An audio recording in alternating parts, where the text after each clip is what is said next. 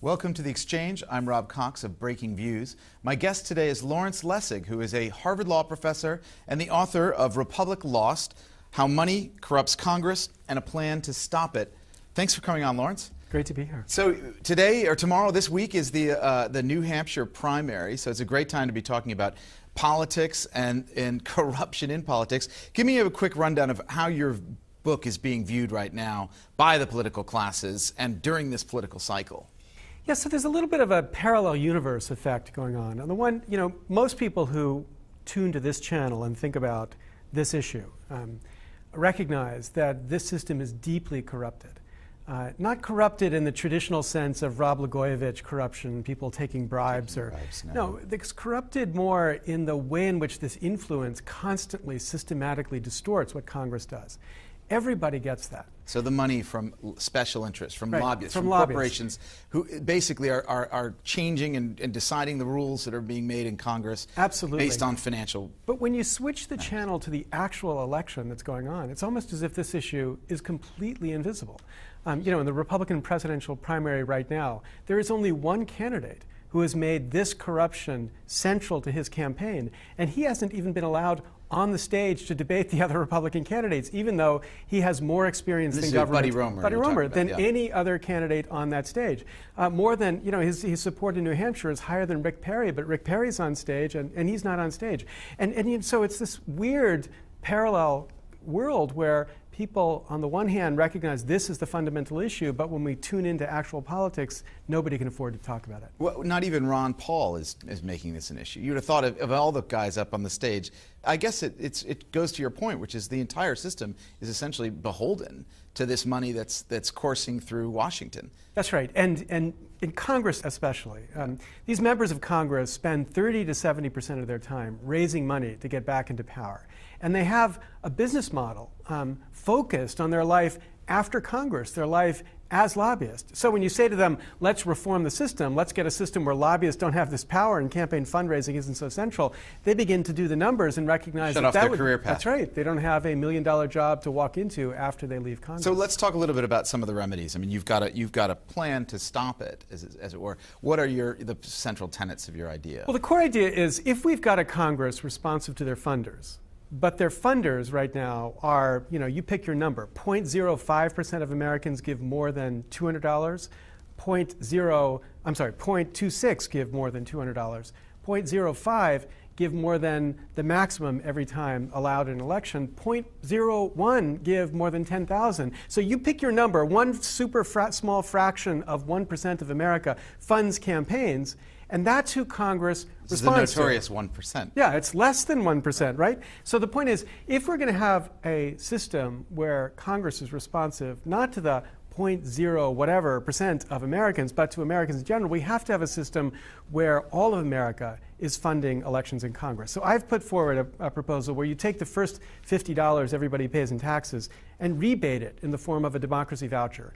And that voucher you can give to any candidate who says he or she will fund his or her campaign only with democracy vouchers plus contributions of up to $100 per candidate. So that would be $7 billion in the system.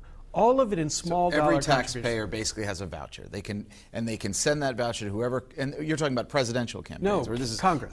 Congress. Just okay. Congress. Just for Congress. Right. Okay. So anybody running for Congress can commit to taking small dollar contributions only. And if they do that, then they get these vouchers plus contributions of up to $100 in addition. That's 3 times the total amount of money that was in this election, for Congress in 2010. So it's real money, but it would be real money in small dollar increments, so nobody could believe that money was buying results under that system. And we could begin to restore some kind of trust in the system. What do we need to do to make that happen? I mean, does that require a constitutional amendment? Does it require a convention? I mean, what was required to make a change like that happen? Yeah, so it doesn't require an amendment to the Constitution to make that change. Limiting independent expenditures would require a constitutional amendment. Just let's focus on this kind of public funding. But what it would require is almost a revolution inside the Beltway, because nobody inside the Beltway is going to push for this kind of fundamental reform, given the stakes of the current system and the way that people think about their future in this kind of farm league for K Street, as Jim Cooper describes it. So what it's going to require is an extraordinary push on the outside by ordinary people and political movements, grassroots movements, whether it's the Tea Party or the Occupy movements, to begin to demand a fundamental change in the economy of influence that governs Washington, so that we could begin to have a government we can trust again. So, I mean, it's funny you mentioned the Tea Party on one hand and the Occupy Wall Street, but this issue seems to be an area where they absolutely have common ground. They have to have common ground here. Because both sides are focused on the essential corruption of the system. And if they could focus this common ground and make this a platform for action, they don't have to give up their different views about whether we should have progressive taxes or whether we should have smaller government.